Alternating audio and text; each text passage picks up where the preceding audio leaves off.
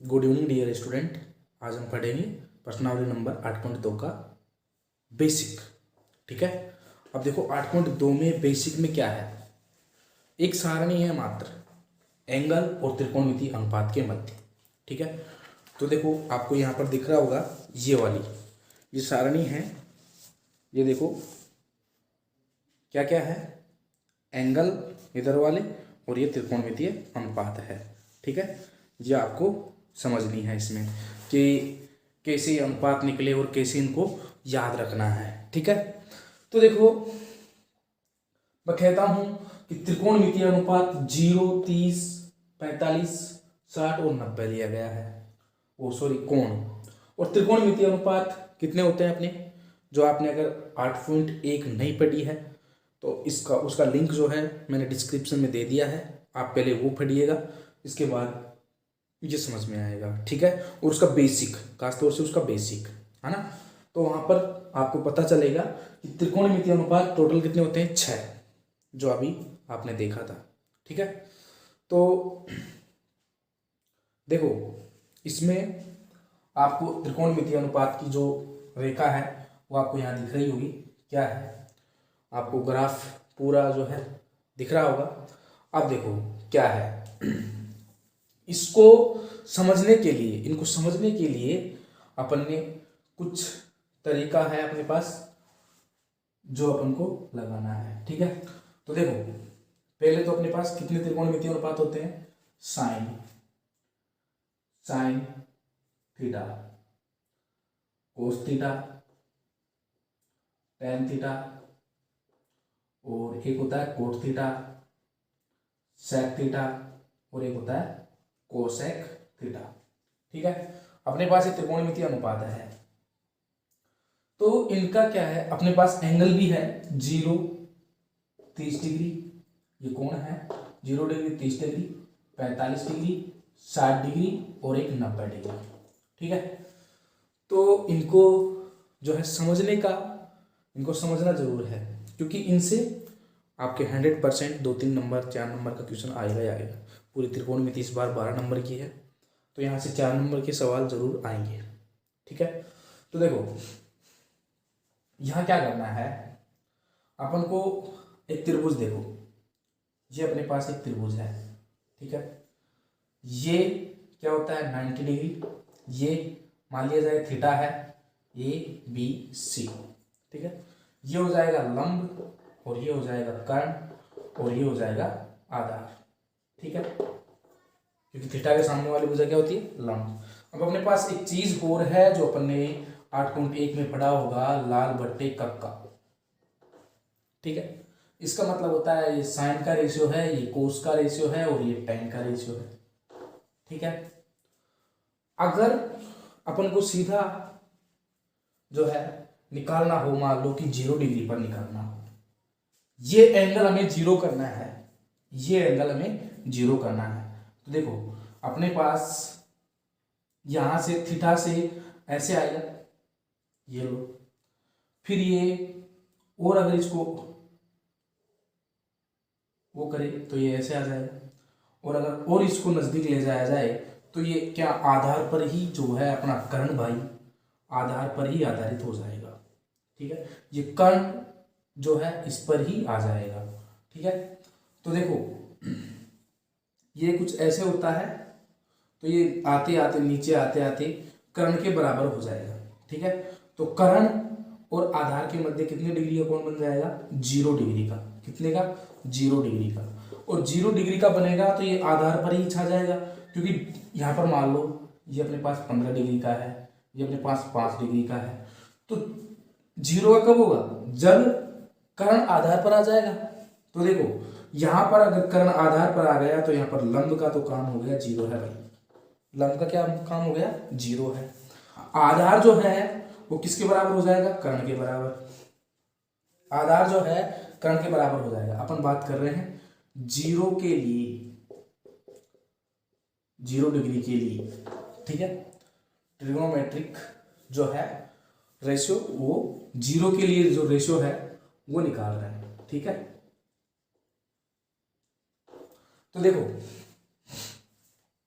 Zero के लिए अगर अपन निकालें तो यहाँ पर लंब तो जो होगा वो जीरो होगा और कर्ण के बराबर होगा आधार। ठीक है, तो यहां से अगर जीरो निकला है लंब तो साइन थीटा की वैल्यू कितनी हो जाएगी, साइन थीटा की वैल्यू कितनी हो जाएगी दोस्तों, यहाँ पर देखो जीरो लंब है तो लंब बटे कर्ण, जीरो बटे कर्ण, कर्ण का मतलब जीरो के बट्टे में कुछ भी आए जीरो ही रहेगा। ठीक है, तो साइन जीरो का मान कितना आया, साइन जीरो का मान आया जीरो। ठीक है, अब देखो इसी चीज को मैं कहता हूं कि अपने पास आ गए लंब बराबर ये, तो अपन निकालते हैं यहाँ पर कि कोस थीटा। तो कोस के लिए क्या है, आधार बटे कर्ण, आधार बटे कर्ण, आधार बटे कर्ण है तो आधार बटे कर्ण। लेकिन अपने पास एक चीज है कि आधार बराबर कर्ण है, तो मैं ऐसे लिख सकता हूं कि आधार बटे आधार, और आधार बटे आधार से आधार कट गया, एक आ गया। ठीक है, तो कोस जीरो का मान कितना आया यहां पर, एक। ठीक है, कितना आया, एक। इसी प्रकार मैं टेन जीरो की वैल्यू निकालना चाहता हूं तो टेन जीरो की वैल्यू भी निकल जाएगी, किससे, लंब बटे आधार से। लंब कितना है, जीरो बटे आधार कितना है, आधार आधार ही रहेगा। ठीक है, उसको कर्ण के बराबर माना जा सकता है, लेकिन जीरो के बट्टे में कोई सी संख्या हो तो जीरो आ जाएगा, तो वापस कितना आया, जीरो। ठीक है, सॉरी, कोस जीरो का मान कितना आया, एक, कोस जीरो का मान कितना है, एक। ठीक है, अब देखो अगर कोस जीरो का मान एक है और कोस जीरो का मान एक हुआ, टेन जीरो का मान जीरो हो गया। अब कोट निकालना है, क्या, cot zero, cot zero degree, cot zero degree निकालना है। तो देखो कोट जीरो का मान, कोट जीरो डिग्री का मान जो है वो कितना होगा। अब देखो कोट, कोट किसका उल्टा होता है, किसका उल्टा होता है, कोट टेन का, तो आधार बटे लंब हो जाएगा। तो आधार बटे लंब यानी कि ए बट्टे आधार अपने पास के बराबर ए है, ए बट्टा जीरो, और ए बट्टा जीरो यानी कोई सी भी संख्या के बट्टे में अगर जीरो आता है तो वो क्या होता है, इन्फिनाइट। कितना होता है, इन्फिनाइट। अब ये इन्फिनाइट क्या है, अपरिभाषित। क्या है कि अभी तक इसको गणितज्ञों ने परिभाषित ही नहीं किया। ठीक है, ये हो गया अपने पास, कोट जीरो की वैल्यू भी आ गई कितनी, इन्फिनाइट। ठीक है, अब अपन निकालते हैं क्या, अब निकालते हैं अपन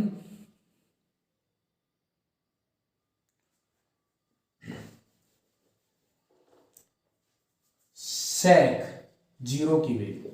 सेक जीरो की वैल्यू क्या होगी, कर्ण बटे आधार, कर्ण बटे आधार, और कर्ण बराबर आधार है ये अपन ने देख रखा है। तो कर्ण बराबर आधार है तो ये कितना हो जाएगा, एक और एक, ये हो गया अपना एक। ठीक है, अब निकालते हैं कोस एक जीरो की वैल्यू, जो कि कितना रहेगा, कर्ण बटे लंब, कर्ण बटे लंब का मतलब हो गया लंब जीरो है तो ये भी इन्फिनाइट हो जाएगा। ठीक है, आई होप आपकी समझ में आ गया होगा। अब देखो इसी प्रकार आप इसका स्क्रीनशॉट ले सकते हो, वैसे समझने की ज़्यादा कोई ज़रूरत है नहीं, इसको बस बता रहा हूँ क्योंकि ये एग्जाम में नहीं आता। ठीक है, रेशियो, तो देखो 45 के लिए जो रेशियो होता है वो किस तरीके से चलता है। तो देखो मैंने एक त्रिभुज बनाया, ठीक है, इस त्रिभुज पर ये है समकोण, ये है 45 डिग्री। ठीक है, तो देखो अगर मैं इसको आधार मानता हूं और थीटा के सामने वाला ये मेन थीटा है, ये हो गया लंब और ये हो गया कर्ण। ठीक है, तो एक चीज है कि त्रिभुज के तीनों कोणों का योग जो होता है वो 180 डिग्री होता है। तो 180 में से अगर दोनों घटाऊंगा तो ये अपने आप आ जाएगा, 135 घटाया तो ये 45 आ गया। ठीक है, अब हमने कक्षा 9 में जो है पढ़ा होगा, या फिर प्रश्नावली 8.1 का ही 5 और 6 क्वेश्चन था, उसमें था कि अगर भुजाएं समान हो तो कोण बराबर होते हैं, उनके सामने के कोण बराबर होते हैं। तो इसी प्रकार अगर दो कोण समान है तो उनकी भुजाएं भी क्या होगी, बराबर होगी। ठीक है, तो अगर मान लिया जाए कि ये x मीटर है तो ये भी x सेंटीमीटर होगा, x सेंटीमीटर, ये भी x सेंटीमीटर। तो पाइथागोरस प्रमेय से अपन निकालेंगे, पाइथागोरस प्रमेय से, पाइथागोरस प्रमेय से, पाइथागोरस प्रमेय से क्या निकालेंगे कि पाइथागोरस प्रमेय से हमें ये मालूम है कि कर्ण का स्क्वायर बराबर होता है आधार का स्क्वायर प्लस लंब का स्क्वायर। ठीक है, तो अपन ये निकाल देंगे कि कर्ण अपने पास मान लिया जाए ये ए बी सी है, तो ए सी का स्क्वायर बराबर हो जाएगा एक्स का स्क्वायर प्लस एक्स का स्क्वायर, क्योंकि दोनों एक्स एक्स है, बराबर है ही, प्रूफ कर चुके हैं। तो ए सी बराबर क्या आ जाएगा, एक्स रूट टू। ठीक है, या ऐसे लिख सकता हूं इसको, रूट 2 डॉट एक्स। ठीक है, अपने पास आ गया। अब अपन को इसके अन्य जो है साइन कोस टेन 45 पर निकालने हैं। तो देखो साइन 0 डिग्री, 0 का तो है ही, 45 का निकालेंगे जी, 45 डिग्री। तो ये देखो साइन क्या होता है, लंब बटे कर्ण। साइन क्या होता है, लंब बटे कर्ण। तो लंब बटे कर्ण होता है, तो लंब क्या है x और कर्ण क्या है x गुणा रूट 2 बट्टे एक्स। तो x से x कट जाएगा और क्या बचेगा, सॉरी लंब बटे कर्ण है ना, तो x बट्टे x, कर्ण कितना है रूट 2 डॉट एक्स, x से x कट गया और कितना आया 1 बट्टे रूट 2। तो कितना आया साइन 45 का मान 1 बट्टे रूट 2। ठीक है, इसी प्रकार कोस 45 का मान भी आएगा कुछ, कोस 45 का आधार बटे कर्ण वही x बट्टे रूट 2 आ जाएगा, ये भी x बटे 1 बट्टे रूट 2 आ जाएगा। ठीक है, इसी प्रकार tan 45 का मान, tan 45 का मान वो होता है लंब बटे आधार, लंब बटे आधार यानी कि x बटे x, तो इसे कट जाएगा और 1 बचेगा, तो यहाँ पे कितना आ गया 1। ठीक है, अब देखो कोट इसका उल्टा होता है, कोट इसका उल्टा होता है, ये अपन अब ऐसे कर सकते हैं कि ये उसका उल्टा होगा तो ये 1 रहेगा, क्योंकि 1 के बट्टे में 1 ही रहेगा, और सेक जो होगा रूट 2 होगा और ये भी रूट 2 होगा। ठीक है, क्यों, क्योंकि ये इनके उल्टे होते हैं। या फिर अपन इससे निकाल सकते हैं कि कोट 45 तो वही लंब बटे आधार, तो लंब बटे आधार का उल्टा करो, आधार बटे लंब x बटे x, तो 1 आ जाएगा। और इसी प्रकार औरों को भी होते हैं, लेकिन अपन को सिर्फ ये देखना है कि भाई ऐसे निकलता है, ज़्यादा कोई 10th क्लास में आता नहीं है। ठीक है, अब देखो, अब अगर कहा जाए कि 1 मिनट ये और देखते हैं 30 और 60 के लिए। ठीक है, रेशो तो ये कैसे आता है, तो ये एक त्रिभुज बनाया। ठीक है, त्रिभुज बनाया, यहाँ पर अपने पास 30 ले लिया या 60 ले लिया। ठीक है, 60 ले लिया, ये 90 हो जाएगा और ये कितना रहेगा 30। ठीक है, तो अब क्या करें, अपने पास तो कोई संबंध नहीं है ऐसा कि भाई ये इसके बराबर हो या फिर इसका आधा टुकड़ा हो या कैसे, तो भुजा कैसे निकलेगी। तो अपन यहाँ पर एक रचना करेंगे जो आपने कक्षा 9 में की होगी, और ये ऐसे था कि ये इसके बराबर होगा, ये x है तो ये भी x होगा। ठीक है, ये x है तो ये भी x होगा, और अगर ये इसके बराबर है तो क्या होगा, ये 90 हो गया, तो ये कितना हो जाएगा 60 और ये 30। ठीक है, तो देखो यहाँ पर पूरे त्रिभुज को देखो, क्या ये इसके बराबर है और ये पूरा इसके बराबर है। ठीक है, तो इसका क्या हुआ कि ये भी 2x है और ये भी 2x है। ठीक है, तो ये कितना हुआ 1x, ये यहाँ से लेकर यहाँ तक, तो मैं इसको हटा सकता हूँ कि यहाँ पर जो आया ये कितना आया 2x और ये x। ठीक है, तो मैं इससे निकाल सकता हूँ कि ये कर्ण है और ये लंब, ये आधार है 60 डिग्री पर, तो मैं लंब निकाल सकता हूँ। लंब का स्क्वायर बराबर क्या होगा, कर्ण का स्क्वायर माइनस आधार का स्क्वायर। ठीक है, तो क्या हो जाएगा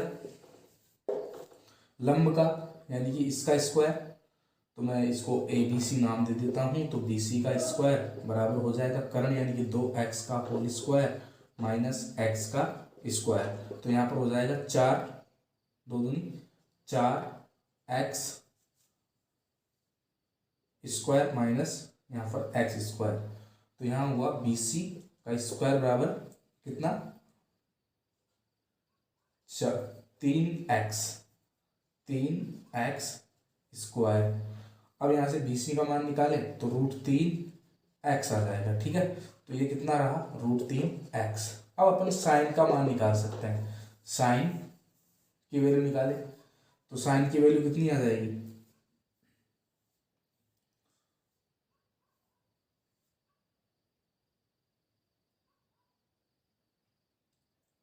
साइन की वैल्यू कितनी आ जाएगी, देखो साइन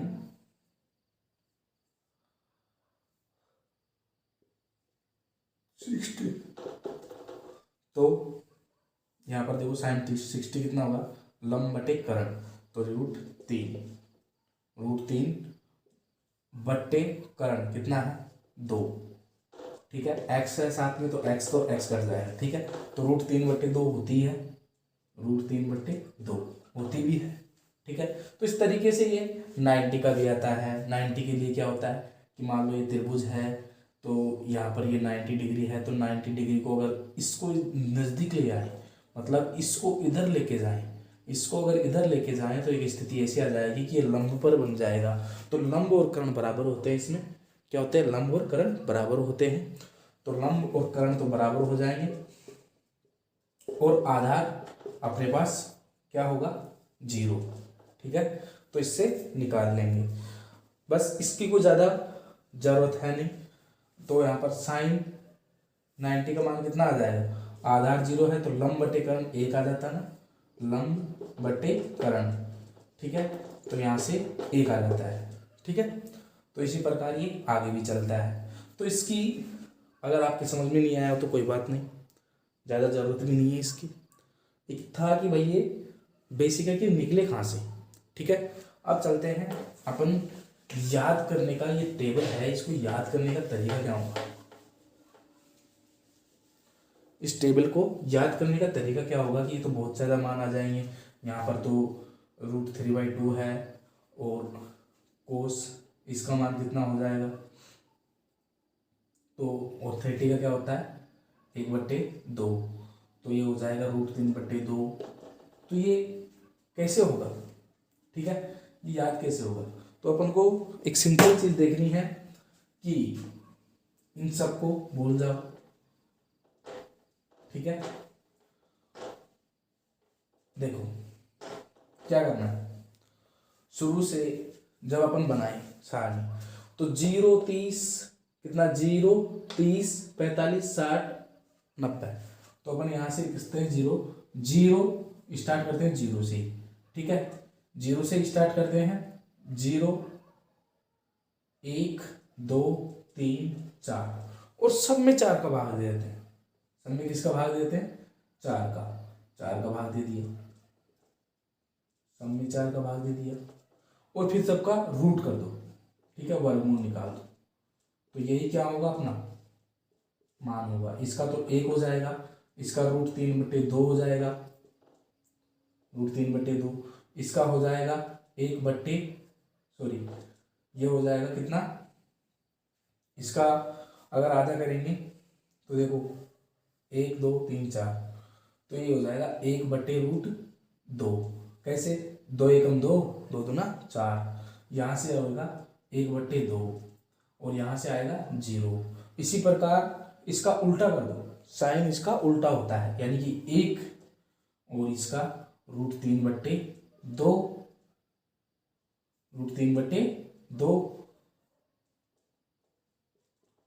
और फिर आ जाएगा एक बट्टे रूट दो और ये एक बट्टे दो और यहाँ पर आ जाएगा 0 वापस। अब tan की वैल्यू क्या होती है, tan की वैल्यू होती है 0 के बट्टे में 1, यानी कि 0 के बट्टे में 1 लेंगे तो कितना आएगा 0, यहाँ पर 0 आ जाएगा। ठीक है, अब देखो मतलब tan थीटा बराबर होता है sin थीटा बटे cos थीटा। ठीक है, और एक cot थीटा बराबर होता है cos थीटा बटे sin थीटा। तो अपन इससे निकाल सकते हैं, ये फॉर्मूले याद कर लेना, बहुत इंपॉर्टेंट है। तो tan थीटा बराबर sin थीटा बटे cos थीटा होता है, तो इससे क्या हो जाएगा, sin के बट्टे में cos ले लो और फिर sin के बट्टे में वापस cos ले लो, तो क्या हो जाएगा, इससे 2 से 2 कट जाएगा और √3 आ जाएगा। ठीक है, सॉरी 1/√3, क्योंकि ये 1 के बट्टे में 2 के बट्टे में √3/2 है, तो यहाँ से कितना आ जाएगा 1/√3। ठीक है, अगर ऐसे समझ में नहीं आया तो 1 के बट्टे में 2/√3/2, तो उल्टा हो जाएगा ना गुणा करने पर, 1/2 गुणा 2/√3, तो 2 से 2 कट गया और 1/√3 आ गया। ठीक है, तो यहाँ से ऐसे निकल जाएगा। उसके बाद में ये इससे कट जाएगा तो ये 1 बच जाएगा। यहाँ पर देखो 2 से 2 कट गया, √3 बच गया। अब यहाँ देखो 1 में 0 को भाग देंगे तो इन्फिनाइट आएगा। ठीक है, अब कोट इसका tan का उल्टा होता है, तो यहाँ पर आ जाएगा इन्फिनाइट, यहाँ पर आ जाएगा √3। यहाँ से देखो इसी को ले जाओ वापस, यहाँ से उठाकर इसको लिखा, यहाँ से उठाकर इसको रखा और यहाँ पर 1 को 1 रखा और यहाँ को इधर ले जाओ 1/√3 और इसको यहाँ ले आओ। ठीक है, अब जो सेक होता है वो कोस का उल्टा होता है, सेक थीटा बराबर होता है 1/cos थीटा। तो मैं 1 के भाग में अगर कोस की वैल्यू दे दूँ ना तो क्या आ जाएगा, मेरे पास सेक की वैल्यू आ जाएगी, तो यहाँ पर 1 आ जाएगा और 1 के बट्टे में ये देंगे तो 2/√3 आ जाएगा। ठीक है, क्योंकि 1 के बट्टे में √3/2, तो इसका उल्टा कर लो। ठीक है, तो 2/√3, यहाँ पर भी कितना आ जाएगा, इसके भाग देंगे 1 में भाग देंगे किसका, सेक का, तो सेक का भाग देंगे तो √2 आ जाएगा और यहाँ पर 1 में भाग देंगे किसका, 1/2 का, तो यहाँ पर 2 आ जाएगा। ठीक है दोस्तों, इसी प्रकार 1 में भाग देंगे किसका, 0 का, तो यहाँ पर इन्फिनाइट आ जाएगा। ठीक है, अब देखो इसका सेक का उल्टा होता है, तो इसको ऐसे कहते हैं, ये यहाँ पर आ जाएगा, ये यहाँ पर और ये √2 रहेगा ही, और ये यहाँ पर आ जाएगा तो 2/√3 और ये यहाँ पर आ जाएगा। ठीक है, आई होप आपकी समझ में आ गई होगी, और अगर अभी भी समझ में नहीं आई हो तो प्लीज़ कमेंट में बताइएगा, आप इसका स्क्रीनशॉट ले सकते हो। एक चीज़ याद और रखना है, सेक थीटा बराबर 1/cos थीटा, और मैं आगे जो सरल समीकरण आएंगे उनमें सूत्र लिखवाऊंगा ही। ठीक है, अब आपको अगर ये दिख नहीं रहा ढंग से तो आप बड़ा डिस्प्ले पे देख लीजिए, ये पूरी सारणी आप उतार सकते हो। ठीक है, अब आप इसका स्क्रीनशॉट ले लो दोस्तों। अब देखो एक क्वेश्चन देखते हैं 8.2 का एक क्वेश्चन देखते हैं। निम्नलिखित के मान ज्ञात कीजिए। पहला सवाल है, क्वेश्चन नंबर 1 है 8.2 का। 8.2 का पहला क्वेश्चन है, जिसका पहला सवाल है sin 60 cos 30 प्लस मेरे पास है sin 30 और cos 60। ठीक है, तो इसकी वैल्यू इसका मान ज्ञात कीजिए। तो sin 60 का वैल्यू कितना होता है, sin 60 का वैल्यू √3/2, तो √3/2 ये हल भी चल रहा है। ठीक है, ये हो जाएगा √3/2। अब देखो cos 30 की वैल्यू यहाँ पर कितनी है, cos 30 की वैल्यू है √3/2, वापस ही √3/2 प्लस, अब देखो sin 30 की वैल्यू 1/2, cos 60 की वैल्यू 1/2, cos 60 की वैल्यू कितनी है दोस्तों, 1/2।